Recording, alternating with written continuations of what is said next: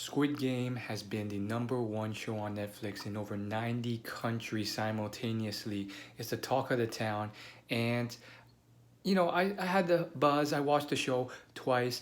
And today I want to talk to you about how Squid Game relates to real life and real successful rich people and a lot of the popular themes in it, if they philosophically make sense.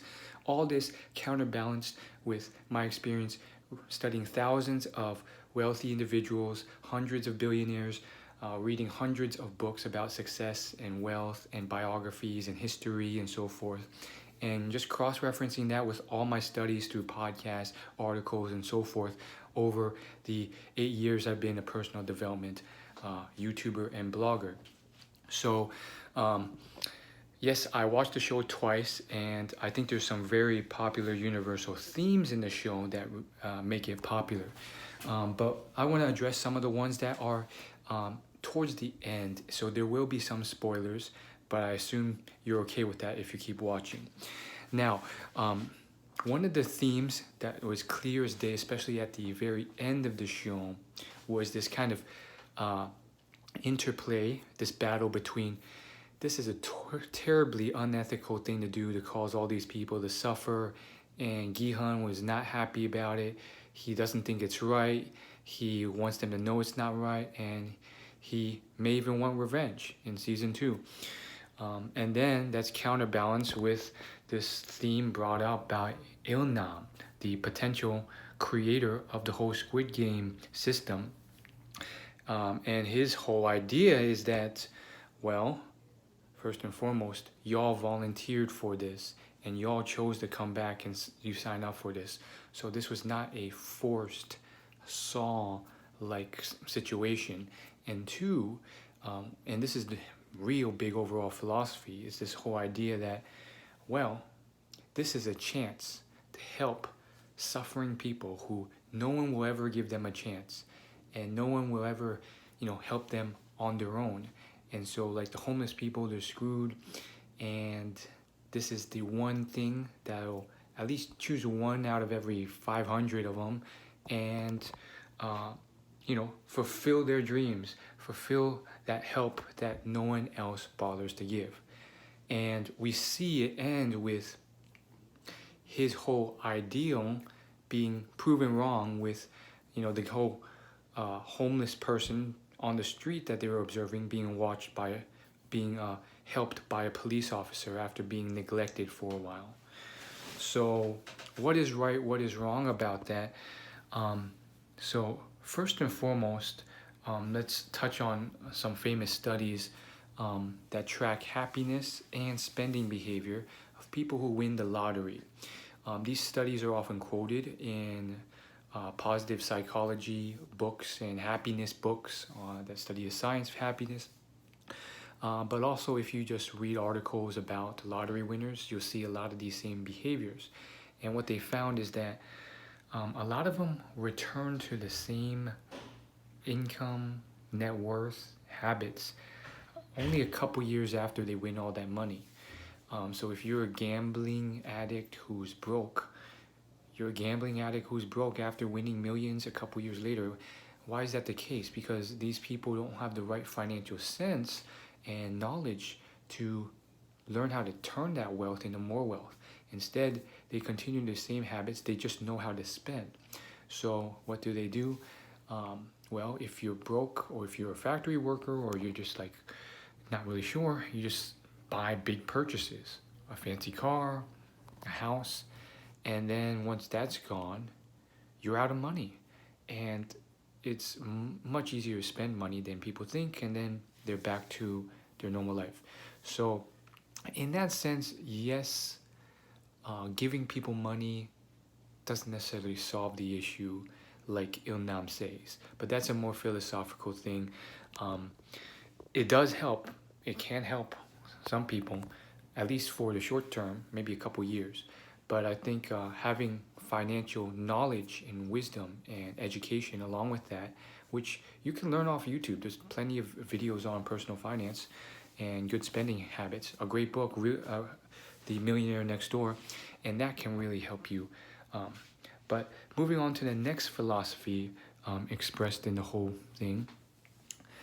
This whole idea, and this is really one that was touched at the end, maybe missed by many, but stressed deeply by Ilnam in one of the last scenes. And it was this whole idea that poor people and rich people are the same, because he's saying neither of them have any fun. Now, this is something deep that maybe some people, it flew over their heads, or they didn't agree or believe with that, but that's actually something that does happen all the time. This is also covered very often in science of happiness books. It's called the hedonic treadmill. It is a scientific term that basically explains how when they track people's happiness, before, during, and after they experience a very exceptionally good event or bad event, they always return and regress back to the mean, their level of happiness before that event occurred. So, some of these studies track people who won massive amounts of monies through the lottery, and others who faced a very severe accident, like becoming quadriplegic. And they found that they both returned to their general standard happiness afterwards.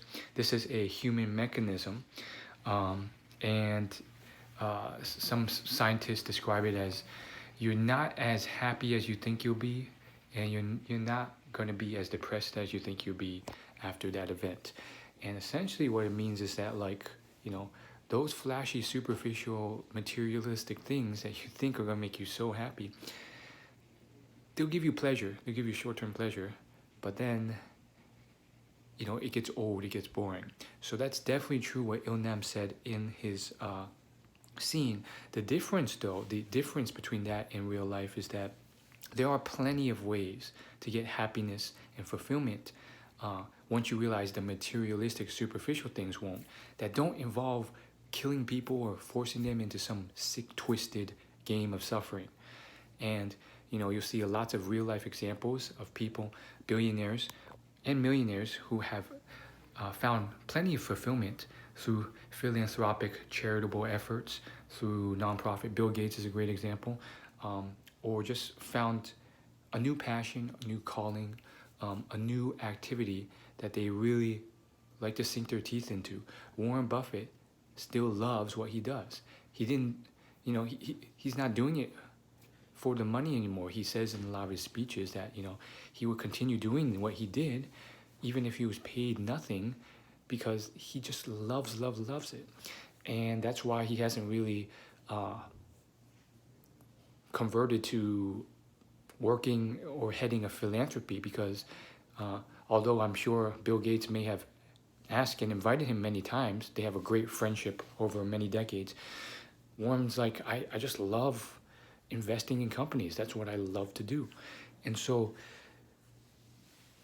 that blanket statement by Ilnam is actually more nuanced and not always true. It generalizes a large portion of rich people, and not all rich people fall in that category. Plus, not all rich people are psychopaths or have no empathy for other people's suffering. In fact, I would venture to say that a lot of them are the opposite, because they needed that level of empathy to sell well, to communicate well, and to run an organization run by other people. It's social skills. So those are some of the big differences between the show and real life. There are certain elements of that, and usually you'll find those rich people who are disillusioned once they become rich. It's usually because they didn't have the circumstance to find those fulfillments. Maybe they will in the future, but at the time they aren't. And or they have that belief or implication that they think that the superficial things will fulfill them, when it will not. It's just a hedonic treadmill. And there's a lot, if you go on YouTube, you search up celebrities who are not happy or stuff like that. There's all these compilation clips of celebrities who found that out the hard way. They're like, oh, I think money's going to solve everything, I'm going to be happy. And it didn't. So it definitely helps. And obviously, thank goodness, knock on wood, there's nothing as sick and twisted as that in real life. And I think, for me, just as a little review of the show, I think Gi-hun in the show is right. Like, it's just a terrible thing to do to cause that much suffering. Even if they did sign up for it, like, I don't think they really knew what they were signing up for. It was a bit of a trick. And I think, I'm guessing most of the audience agrees, which is why they're on, the main character's side for the most part. And we're all itching for that season 2 where we get to see Gi-hun seek his revenge. So there you have it. Thanks for watching.